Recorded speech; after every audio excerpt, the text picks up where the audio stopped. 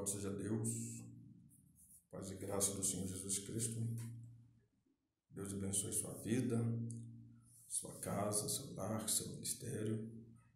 Uma alegria, uma satisfação estar aqui para compartilhar mais um estudo bíblico, histórico para a sua vida.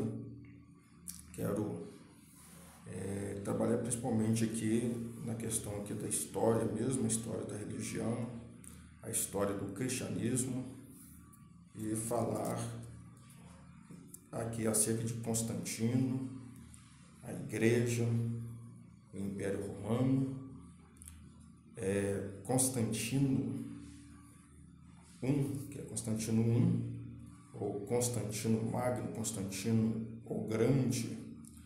Este foi o imperador romano do ano 306 ao ano 337. O nome de Constantino era Flavius Valerius Aurelius Constantinus. Na obra de Eusébio Cesareia, lá está a obra chamada Vita Constantini. Lá tem o registro acerca de Constantino e como este era visto aos olhos da igreja cristã, da igreja primitiva, a igreja do primeiro século. Esta obra foi escrita após a morte de Constantino, que era considerado o instrumento da onipotência divina, o amigo de Deus, o modelo de cristão, o novo Moisés.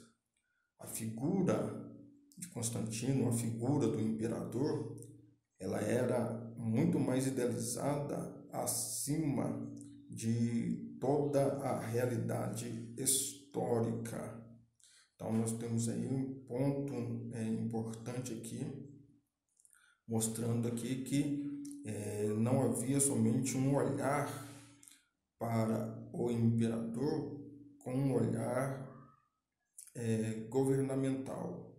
Havia também um outro olhar, que é o olhar ali dentro do status eclesiástico, do status espiritual, do status divino.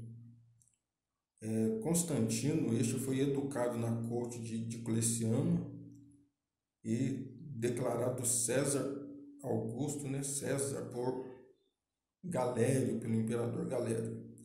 Após a morte do pai Constâncio, este foi aclamado pelo exército o novo Augusto, que era casos típicos e específicos daquela época para trás, em que o exército ele nomeava ali o seu César. Estes nomeavam e aclamavam o imperador que eles queriam. E muitas das vezes esses imperadores eram os próprios generais do exército. Então isso deixa bem claro ali Vespasiano. E aqui agora estou falando aqui de Constantino, que era ali o oficial do exército, o general do exército, que foi aclamado pelo seu exército como novo Augusto. No ano 311, nós vimos aqui que surge então o Edito de Tolerância de Galério, Galério ele faz aqui o Edito de Tolerância, ou também chamado Nicomédia, que foi emitido pela tetrarquia de Galério, Constantino, Licínio e Maximiano. Oficialmente foi colocado um termo à perseguição de Diocleciano aos cristãos. Então este termo colocou fim à perseguição do imperador Diocleciano aos cristãos. Então é o edito de tolerância, não somente aos cristãos, mas de tolerância às religiões. ali que até então existiam em Roma. Em 303, o Edito de Milão, ou Mediolano, foi um acordo entre os tetrarcas Constantino, que era imperador do Ocidente, e também Licínio, que era imperador do Oriente. Promulgava a liberdade religiosa e locais de cultos e propriedades restituídas aos cristãos. Então, tudo quanto fora perdido no império de Diocleciano, agora, pelo acordo feito entre Constantino e Licínio, agora foi concedido agora a liberdade de culto, de liturgia, a liberdade religiosa, a liberdade de expressão aqui de fé em locais próprios e as propriedades que foram restituídas aos cristãos. Quando eu falo de propriedades, as principais aqui são os templos que foram devolvidos aos cristãos. E com isso foi destituído o paganismo como religião oficial do império. Com isto aqui, dentro desses pontos, percebe-se aqui que Constantino vai ganhando seu espaço governamental e torna-se o primeiro imperador cristão. Com isso, também Constantino vai declarar o domingo o dia de descanso semanal, em lugar da celebração semanal de Mitra, que era aqui um deus da Pérsia, que é o deus Sol, que era figurado na personalidade, né, de Jesus Cristo. Seria aqui a ideia até então. Quando se fala aqui de Mitra, antes de ser comemorado o dia natalício de Cristo, o dia 25 de dezembro celebrava o nascimento de Mitra, o Solis Invictus, que tem a ver com a peculiaridade ao solstício, né? A mudança de estação, o tempo destinado de estação, uma estação que entra, uma estação que sai, e dentro dessas funções de estações tem lá o propósito principalmente agrícola.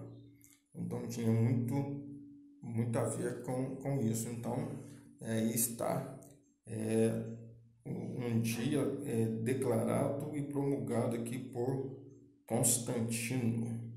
Em 325, o Credo de Nicéia é estabelecido no Concílio de Nicéia e posteriormente ratificado como Credo Universal da Igreja Cristã.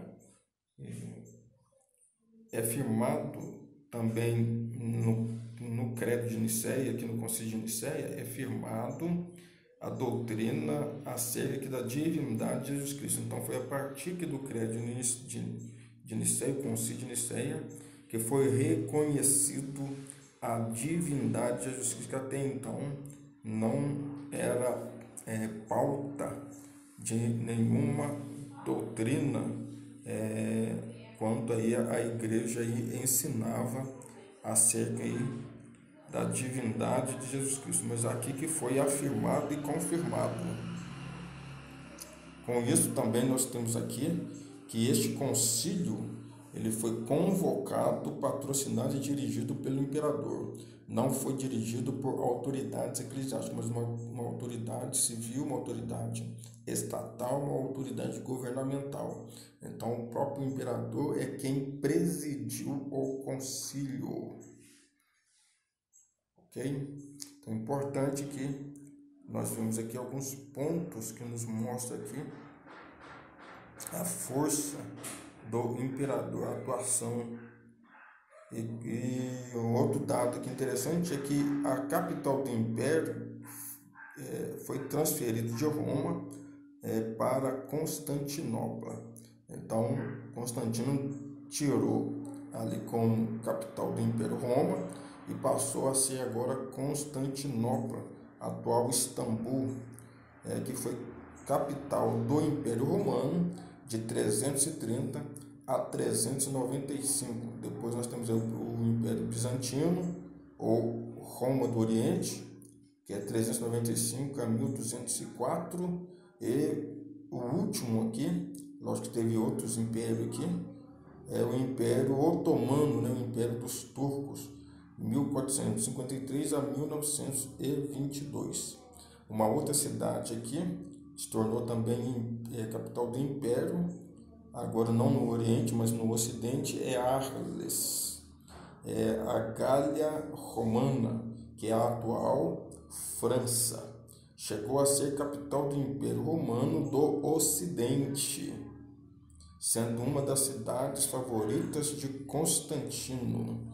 Então nós temos aqui algumas mudanças, não somente eclesiásticas, mas também mudanças não somente legislativas, mas também mudanças geográficas, concernente aqui o campo de atuação, né? A capital que vai ser agora usada para promover o desenvolvimento sociopolítico, cultural do Império Romano.